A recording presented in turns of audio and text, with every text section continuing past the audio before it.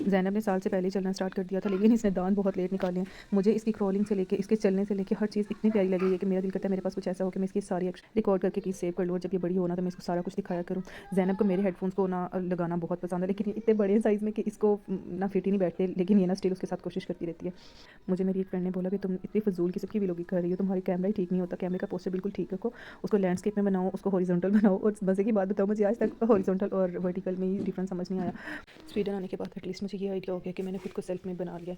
मुझे इस चीज़ का पता चल गया कि मैंने हर चीज़ को अकेले हैंडल करना है, और मैं टाइम को मैंने कैसे मैनेज करना है। I have 3 very small kids and they don't sleep at the same time. मुझे इन सब की अलग अलग टाइमिंग्स को देखना पड़ता है, इन्हें टाइम देना पड़ता है। इसके साथ साथ मैंने एक नया पंगा शुरू कर लिया है व्लॉगिंग का। एंड मेरी बहुत सी फ्रेंड्स मुझे ये पूछती हैं कि तुम बच्चों के साथ घर के कामों के साथ तुमने व्लॉगिंग के लिए टाइम कैसे निकाला है? तो टाइम निकल आता है, it's not a big deal. इन्हें को टाइम को मैनेज करना है, और एक घर के कामों से और बच्चों से जो डिप्रेशन मिलता है ना, उसको रिलीज़ करने के लिए आई थिंक कि व्लॉगिंग जो है ये बेस्ट ऑप्शन है। मुझे वेट बस इस चीज़ का है कि बच्चों के स्कूल कब से स्टार्ट हो, और सिर्फ मैं ही टायर्ड नहीं हूँ, बच्चे खुद भी बहुत ज़्यादा टायर्ड है, क्योंकि जितनी एक्टिविटीज़ इन्हें स्कूल में मिलती है ना, उसके 1 या 2% भी घर में नहीं है। और स्वीडिश स्कूल्स में इतने ड्रीम टॉयज़ है ना, लाइक जो हम लोग बचपन में सोचते थे कि हमारे पास ये होगा, हमारे पास ये होगा, तो वो सब चीज़ें ना यहाँ पे स्वीडिश स्कूल्स में ना ऑलरेडी मौजूद होती हैं, इनके पास पड़ी होती हैं। और बस मैं खाना बना रही होती हूँ और साथ ही साथ क्लीनिंग भी कर रही होती हूँ, क्योंकि मुझे पता होता है बाद में भी तो मैंने खुद ही करना है, क्यों ना मैं साथ ही साथ कर लूँ। मैं आज बना रही थी आलू मटर। यहाँ पे समर अब जा रहा है और विंटर आ रहा है। मुझे सर्दियों में आलू मटर और अंडे बहुत पसंद है, तो मैंने अंडे भी बॉईल कर लिए थे साथ में बाद में उसके ऊपर से डालने के लिए। हमें यहाँ से अक्सर आवाज़ें आ रही होती थी, और मुझे मतलब मेरा दिल कह रहा होता था कि आइसक्रीम वाला है, लेकिन मेरा दिमाग नहीं मानता था उसको। सॉरी, ये उलट हो गया। मेरा दिमाग कह रहा होता था कि ये आइसक्रीम वाला है, लेकिन मेरा दिल मानने को तैयार नहीं था। इवन कि मुझे मोहिब ने भी बोला कि ये आइसक्रीम वाला यहाँ पे आता है, और मैंने उनकी बात को भी ऐसे इग्नोर मारा, क्योंकि मुझे लग ही नहीं रहा था कि यहाँ पे कोई आइसक्रीम वाला बाहर फिरता होगा। लाइक पाकिस्तानी माहौल थोड़ी है कि भाई बाहर आ गया आइसक्रीम वाले ने हॉर्न दिया भागे भागे जाओ। खैर यहाँ पे वो वाकई आइसक्रीम वाला था, और ये भाईजान इतनी महंगी आइसक्रीम दे रहे थे। जो आइसक्रीम हमें नॉर्मल मार्केट में मिल जाती है वही 10, 20, 30, 40 तक मिलती है, वही अंकल हमें 100, 200, 300 तक दे रहे थे। और बच्चे मेरे इतने तेज़ हैं, इतने तेज़ हैं, उन्होंने देखा कि यहाँ पे और भी बहुत सारे लोग ले रहे हैं, इधर ही आके खड़े हो गए हैं, और मुझे कहते हैं घर जाओ, घर जाके कार्ड लेके आओ। मेरा दिल नहीं कर रहा था घर जाने को बिल्कुल भी, लेकिन बस फिर मैं चली गई। और हमारे घर के पास कोई भी बाहर नहीं निकलता, सब स्वीड्स हैं, मैंने आपको पहले ही बताया था। स्वीडिश लोग हैं, ये लोग घर से बाहर नहीं निकलते, और हम लोग घर से बाहर होते हैं। और गली में मेरे बच्चों की साइकिल्स पड़ी होती हैं, इवन कि ज़ैनब का वॉकर भी अब गली के अंदर पड़ा था, क्योंकि ज़ैनब ने चलना शुरू कर दिया, और ये वॉकर में चलती है घर से बाहर। इसका वॉकर, इसकी गाड़ी, बच्चों की साइकिल, और पूरी गली जो है ना वो हमारे टॉयज़ के साथ भरी पड़ी होती है। बड़ी अच्छी आइसक्रीम है। और जब मैंने आइसक्रीम ली थी और वो लाइक छोटे छोटे लॉलीपॉप लग रहे थे, वो आइसक्रीम नहीं लग रही थी। एनी हो, मेरे बच्चों ने इसे बहुत इंजॉय किया था। मुझे अक्सर याद आ रहा होता है पाकिस्तान का टाइम, कि अगर हमारा दिल नहीं कर रहा ना कुछ खाने या बनाने को, तो हम आराम से सिंपली मम्मा को बोलते हैं कि भाई आज हम नहीं बना रहे, तो वो कहते हैं इट्स ओके। लाइक हमें टेंशन नहीं होती, कुछ बाहर से मंगवा लेते हैं, और हम यहाँ पे कुछ बाहर से भी मंगवा नहीं सकते हैं। लाइक सही हम लोग ना बंधे हुए हैं, बाहर से मंगवा लो क्या होता है, पिज़्ज़ा मंगवाओ, बर्गर मंगवाओ, तो पिज़्ज़ा की जो डो होती है ना, I can't even tell you, मैंने यहाँ पे गिनती से 2 या 3 दफ़ा पिज़्ज़ा खाया होगा। इतनी पतली बारीक रोटी जैसी डो होती है कि दिल करता ही नहीं है। और ये अंकल के पास भी ना काफ़ी सारे पिज़्ज़ाज, बर्गर्स और रोल वगैरह थे, लेकिन मैंने सोच लिया था कि इनसे मैंने कुछ भी ऐसा नहीं लेना। जितनी दफ़ा हम लोगों ने पिज़्ज़ा घर में बना लिया ना, मुझे ऐसा लगता है कि पाकिस्तान जाकर मुझे एक ना एक फास्ट फूड की फ्रेंचाइज़ अपनी बना लेनी चाहिए, क्योंकि अब मैं काफ़ी एक्सपर्ट हो गई हूँ। सारी फास्ट फूड के items like pasta, pizza, burgers वगैरह एक टाइम के साथ पोहर से पोहर लड़कियाँ भी जो होती हैं ना, वो बहुत सुगड़ हो जाती हैं। और बच्चे आइसक्रीम को देख के इतने एक्साइटेड हो गए थे कि मिशी अपनी साइकिल उधर ही छोड़ के आने लगी थी, और अंकल ने बोला था बे अपनी साइकिल तो लेके जाओ, मैंने भी गाड़ी यहाँ से निकालनी है।